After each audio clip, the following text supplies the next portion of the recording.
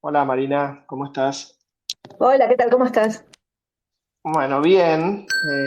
Vos ya supongo que te acordarás, pero hace exactamente un mes hicimos un panel juntos en el espacio de idea de agroindustria en Rosario, estaba también Hernán Lacunza, y fue un mes y parece que el mundo se acabó y empezó de vuelta, como pasa siempre en Argentina. Entonces yo pensaba hablar de los emergentes, de ese evento, pero me parece que ya quedaron viejos. Entonces quería llevarte a hablar un poquitito del tema de coyuntura, que es inflación, y después, tomando algo que has escrito o vos, hablar algo de qué estás viendo, de las primeras pinceladas de los candidatos para adelante. Entonces, charlando primero sobre coyuntura. Inflación, ¿qué número te estás imaginando o estás viendo, mejor dicho, para agosto? Seguramente con dos cifras. ¿Y crees que estamos en un nuevo piso de inflación? Sé que a vos siempre venís machacando sobre la distorsión de precios relativos. ¿Cómo ves eso evolucionando con tarifas que evidentemente se están congelando por unos meses, combustibles y otras cosas atrasadas y otros precios de bienes y servicios siguiendo al dólar? Sí, a ver, lo primero es, eh, hay un antes y un después de las pasos. Antes de las pasos, el dato de agosto a nosotros nos daba 8,5%.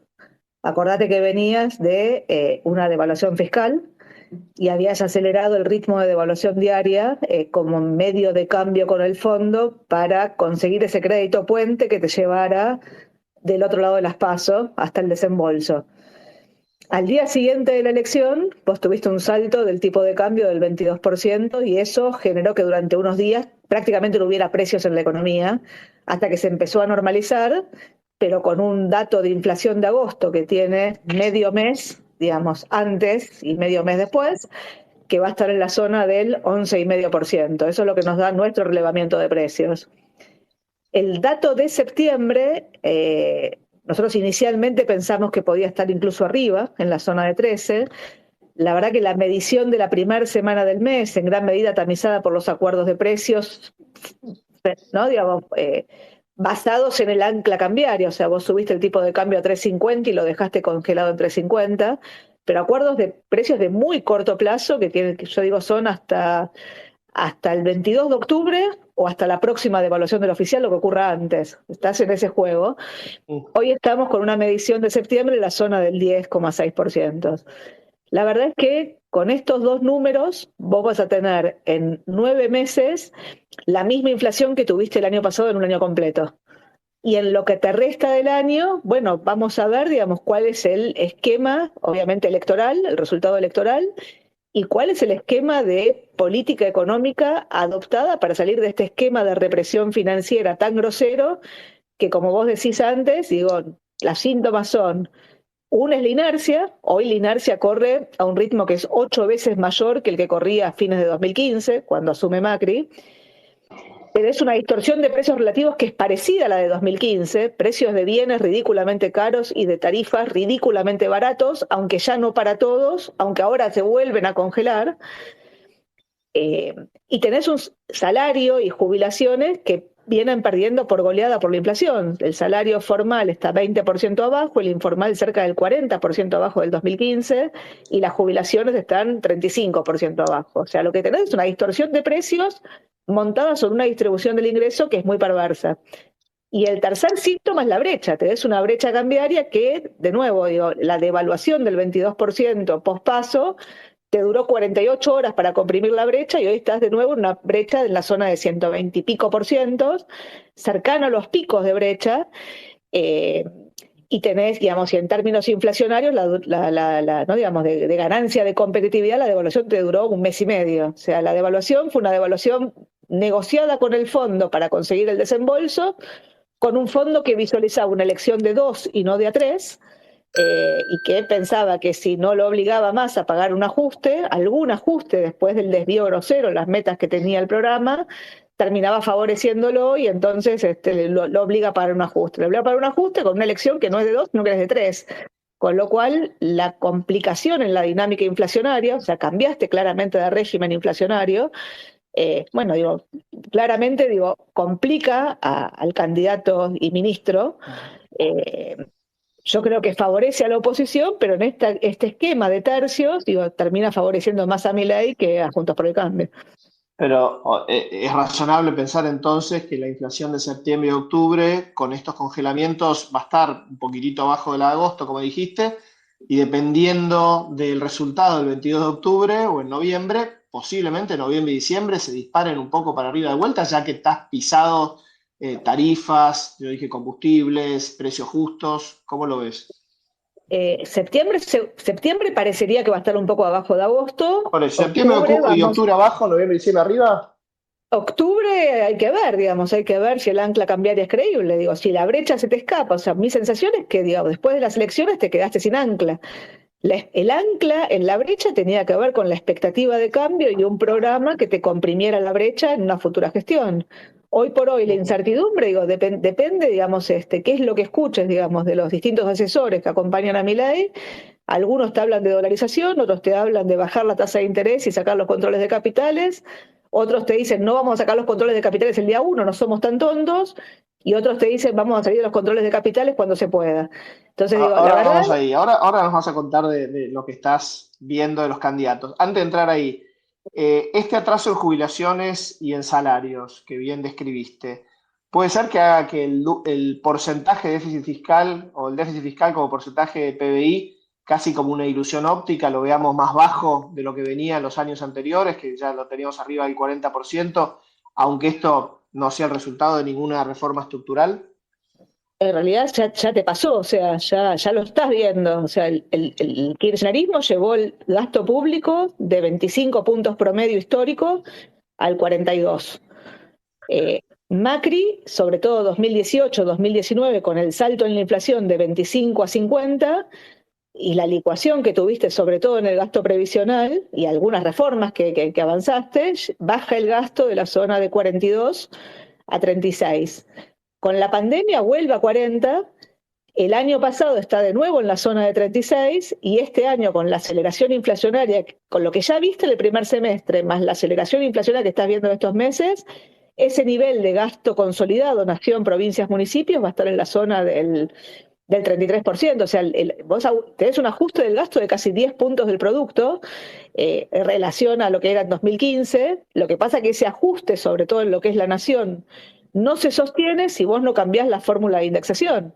Al mismo tiempo, el cambio en los precios relativos que vos requerís para empezar un programa de estabilización te genera en el arranque un salto inflacionario que te lo va a licuar aún más.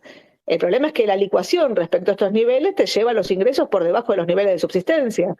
Con lo cual, digo, no solamente tenés un problema político, sino que es un problema, te diría que ético. O sea, es cómo haces para compensar y como mecanismo de esa compensación, como contracara de esa compensación, cambiar la indexación hacia adelante. Porque si te va bien en el programa y vos frenás la inflación, el gasto que está indexado al pasado y que lo licuaste, digamos, rebota, ¿no? Digamos, muy Sí. fuerte y se te acaba. Por eso digo, el programa de estabilización requiere cambiar los precios relativos de arranque, requiere la consolidación fiscal que sea duradera en el tiempo, más allá de la que te genera el cambio en los precios relativos, requiere un manejo del déficit cuasi fiscal, que hoy es la principal fuente de emisión de pesos que tiene la Argentina, y sobre el cual hay distintas propuestas.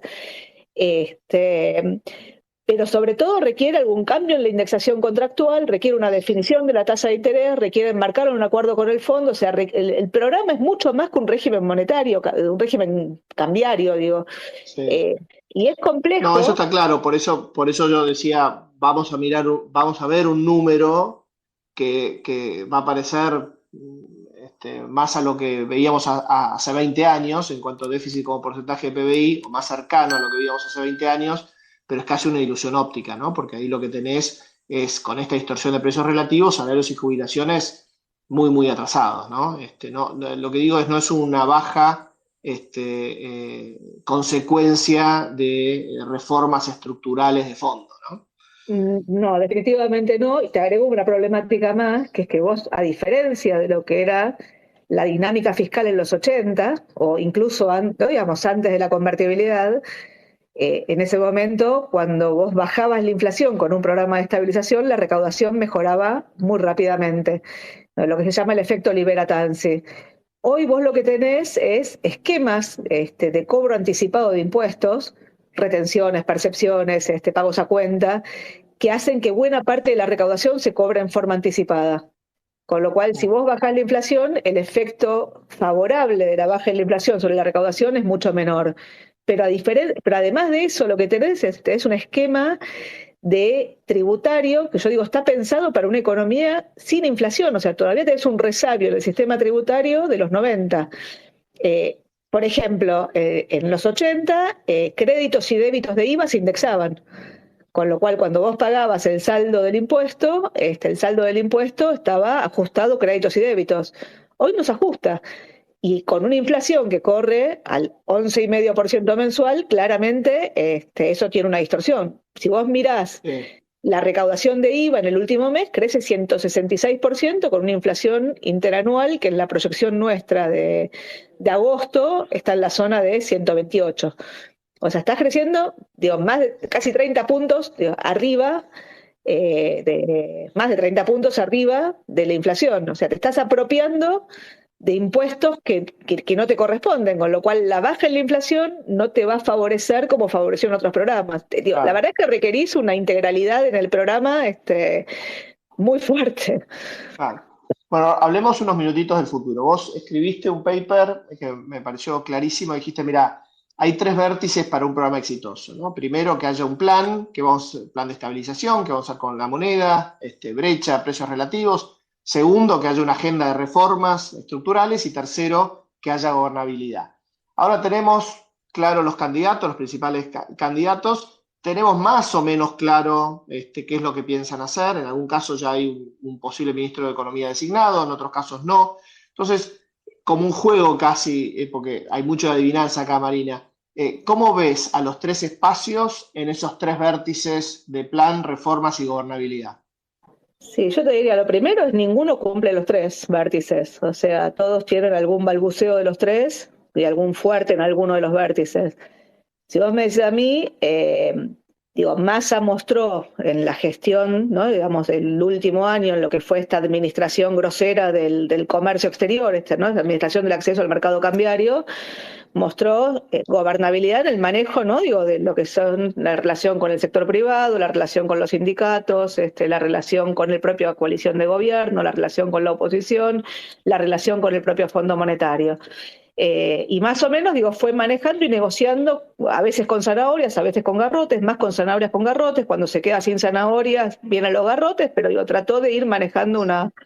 Y tiene, si querés, de nuevo, el sindicalismo, los movimientos sociales, tiene los grupos, pero no tiene, por lo menos, planteado ninguna agenda ni de estabilización ni de reformas, o sea, es táctica pura para intentar llegar del otro lado. Uno entiende que si el horizonte se alarga, siempre puede tratar de conseguir un programa. Juntos por el Cambio, te diría que cuando el discurso de Patricia era si no es todo es nada, uno se agarraba la cabeza y decía, ¿y cómo es la gobernabilidad detrás de esto? Pero tenía balbuceado y ahora tiene otro ¿no? equipo, digo, pero ¿no? digo, en la discusión tanto sobre la estabilización, a veces uno puede estar más o menos de acuerdo, pero hay una discusión sobre ¿no? digamos, cómo desarmar los controles de capital, o sea, cómo salir de un esquema de controles de capitales a un esquema de mayor libertad económica, condición necesaria para que la Argentina vaya a algún lado, pero que no es trivial. Y tiene una agenda de reformas estructurales. Yo digo reformas estructurales en el sentido de que necesariamente vos requerís un salto en la productividad de la economía, porque si no tenés un salto en la productividad, digo, la protección infinita en los sectores productores de bienes no es sostenible, porque con estos precios de los bienes no vas a cambiar los precios relativos, pero la apertura con esta productividad te genera un aumento del desempleo que te torna ingobernable el esquema. Y si vos me decís, Milei tiene una propuesta de dolarización que ya pasó para ¿no? una tercera generación y o para un próximo gobierno, o sea, dependiendo en qué auditorio habla, digo, la dolarización es reforma de primera, segunda, tercera generación, no te plantea, digamos, cómo dolarizás para un balance del Banco Central al cual le sobran pesos que crean pesos, o sea, el cuasi fiscal es el principal problema, y le faltan dólares, tiene reservas negativas, pero además tiene deudas pendientes muy fuertes, sobre todo la deuda de Ciras, que aumentó en el último año y medio cerca de 20.000 millones de dólares. Y las reformas estructurales, digo, son una lista de buenas voluntades respecto, digamos, a dónde deberías ir, ¿no? Digamos, qué es lo moral, cuál es el esquema ideal, pero mi sensación es que en la medida que tengas que aplicar los programas, bueno, viste, el esquema tan exitoso en términos electorales que fue la casta, ¿no? La casta es la que va a pagar el ajuste. Bueno, vas a requerir gobernabilidad, y la gobernabilidad, yo lo que digo es, tiene tres vertientes, ¿no? Digamos, una es la gobernabilidad, que no te prendan fuego la calle cuando cambian los precios relativos, o te tiren 14 toneladas de piedra cuando quieras cambiar un derecho adquirido. La segunda tiene que ver con conseguir las mayorías en el Congreso para poder pasar las leyes que requerís, y esto requiere acuerdos, sobre todo en el Senado. Es un país federal la Argentina, ¿no? Donde va a tener que negociar con los gobernadores.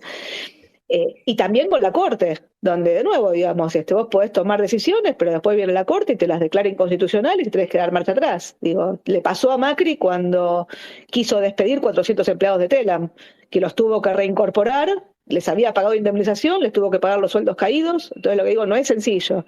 Pero para mí la fundamental, que es lo que para mí me obsesiona, es la que tiene que ver con alargar el horizonte de las decisiones de Argentina.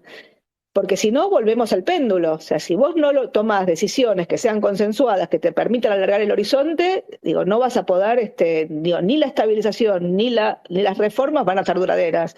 Si mirás para atrás, y con esto termino un poco, cuando vos mirás, el único programa de estabilización en Argentina que funcionó fue la convertibilidad. La convertibilidad, como plan de estabilización, adoptó una regla cambiaria rígida que fue muy exitosa al principio. La remonetización de la economía fue muy rápida y fue un lastre cuando el dólar se fortaleció en el mundo, y sobre todo después de que Brasil devaluó en el 99, y la convertibilidad no se sostuvo en pie cuando, sin prestamista de última instancia, la salida del 20% de los depósitos de los bancos te volteó. Entonces, la convertibilidad te permitió la gobernabilidad.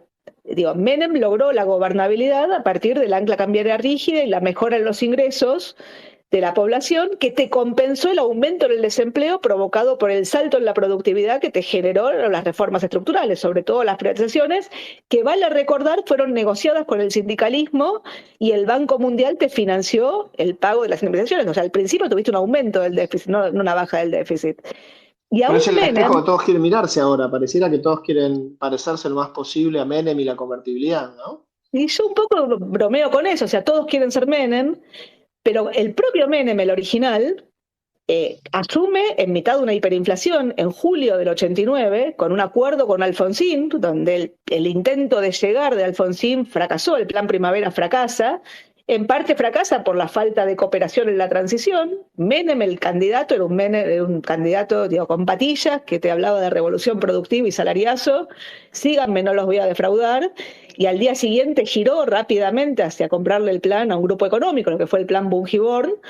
Ahora, Menem, que llega en julio del 89 con un acuerdo político con Alfonsín que le permitió pasar dos leyes, la de reforma del Estado y la de emergencia económica, que son las que le dieron el andamiaje después para que la estabilización y las reformas funcionaran. Tardó 2 años en que el programa le funcione. O sea, para llegar a la convertibilidad, que fue recién en abril del 91, tuviste un plan Bonex en el medio que salió mal, porque el plan Bonex te generó una emisión de pesos que te corrió una segunda hiperinflación. Menem llega con el dólar al 6,55 y la convertibilidad se hace con el dólar al 10.000. Entonces lo que digo es, sin acuerdos, la verdad que es muy difícil para cualquiera esto. La pregunta es, Sí, ¿quién tiene pareciera que... que lo que vos describís, Marina, las reformas estructurales, yendo a los tres vértices, al menos dos de tres han hablado, algunos más títulos, otros quizás un poco más de desarrollo, plan de vuelta, esbozos, ¿okay? Y gobernabilidad. Aún lo que vos decís, hay uno que ha mostrado que ha tenido gobernabilidad, es cierto, pero con el resultado de las elecciones eso va a cambiar. Todo Obviamente cambia. indicaría que vamos a Ya lo tener un está. Congreso súper dividido, ¿no? Con lo cual los tres nos van a tener que convencer que van a poder tener la gobernabilidad. Y estaría bueno, no sé si coincidís, que de acá a octubre tengamos claro cuáles son las reformas y cuál es el plan de cada uno, ¿no? Te deseo suerte, creo que eso es muy poco probable. En mitad de una campaña nadie tiene incentivos a decir absolutamente nada de lo que va a hacer. O sea, sobre todo el que tiene más chances, o el que tiene más caudal de votos. No va a pasar, no va a Bueno, como pasar de dijo Menem, octubre. ¿no? Si decía lo que iba a hacer, no me votaba nadie. Exactamente, exactamente, creo que mejor dicho, imposible. Buenísimo. Bueno, Marina, mil gracias por esta charla. Daba para 1 hora y media más, pero ya vamos a tener oportunidad para seguirla. Te mando un beso. Dale, gracias por la invitación. Adiós.